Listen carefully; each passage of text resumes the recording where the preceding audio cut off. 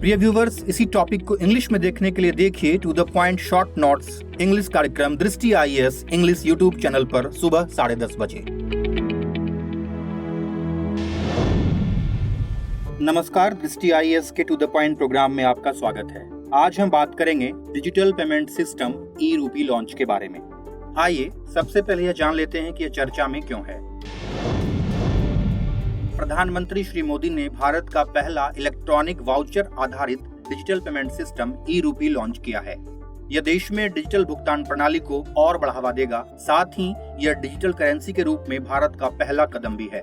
इस प्लेटफॉर्म का विकास NPCI, department of financial services, ministry of health and family welfare और national health authority द्वारा मिलकर किया गया है। आइए जानते हैं क्या है और कैसे काम करता है। यह एक प्रकार का कैशलेस और संपर्क रहित भुगतान का माध्यम है जिसे QR कोड या SMS स्ट्रिंग आधारित ई-वाउचर के माध्यम से लाभार्थी तक पहुंचाया जाएगा। ई-रूपी अपने लाभार्थियों और सेवा प्रदाताओं के साथ सेवाओं के प्रायोजकों को बिना किसी भौतिक इंटरफेस के साथ जोड़ने की सुविधा प्रदान करता है। साथ ही यह इस बात को भी सुनिश्चित करता है कि लेन देन की प्रक्रिया पूरी होने के बाद ही सेवा प्रदाता को भुगतान किया जाए। यह एक व्यक्ति विशिष्ट और उद्देश्य विशिष्ट भुगतान प्रणाली होगी। आइए जानते हैं ये वाउचर कैसे जारी किए जाएंगे। इसका विकास NPCI ने अपने UPI प्लेटफॉर्म पर किया है और सभी बैंक ई-रूपी जारी करने वाली संस्था होंगे।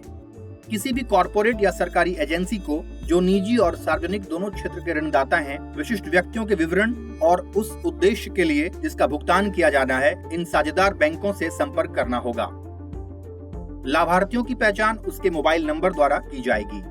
बैंक द्वारा सेवा प्रदाता को एक वाउचर आवंटित किया जाएगा जो जिस खास शख्स के नाम पर होगा केवल उसे ही दिया जाएगा।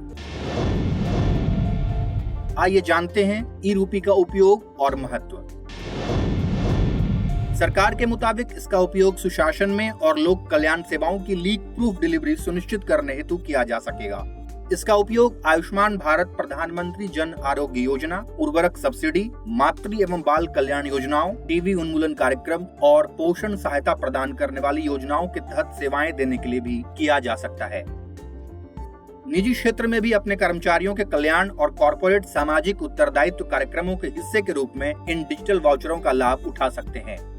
सरकार द्वारा RBI की डिजिटल मुद्रा विकसित करने पर भी विचार किया जा रहा है और ई-रूपी का शुभारंभ इस दिशा में डिजिटल भुगतान के बुनियादी ढांचे में कितनी क्षमता निहित है, इसका आकलन करने में मददगार साबित होगा। अब जानते हैं वाउचर आधारित कल्याण प्रणाली के वैश्विक उदाहरण। अमेरिका सहित कई अन्य देश जैसे कोलंबिया, चिली, स्वीडन, हांगकांग आदि में स्कूल वाउचर सिस्टम का उपयोग किया जा रहा है। अमेरिका में स्कूल वाउचर या एजुकेशन वाउचर जैसा एक तंत्र विकसित है जिसके जरिए सरकार स्टूडेंट्स की शिक्षा का वित्त पोषण करती है। यह एक प्रकार की विशिष्ट सब्सिडी है जो सीधा बच्चों के माता पिता को बच्चों के शिक्षा हेतु विशेष रूप से मुहैया करवाई जाती है।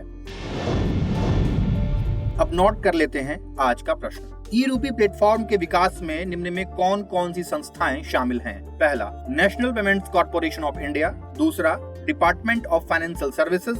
तीसरा, ministry of health and family welfare. चौथा, नेशनल हेल्थ अथॉरिटी।